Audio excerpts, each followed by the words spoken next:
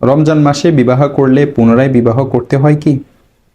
রমাদান মাসে বিবাহ করা ইসলামের দৃষ্টিতে কোনো অসুবিধা নেই। তবে হ্যাঁ, যদি কেউ রমাদানে এই ধারণা নিয়ে বিয়ে না করে যে বিবাহের ব্যস্ততার কারণে রমাদানের ইবাদতে ব্যাঘাত ঘটবে, তাহলে এ ধারণার কারণে বিয়ে পিছিয়েও নিতে পারে।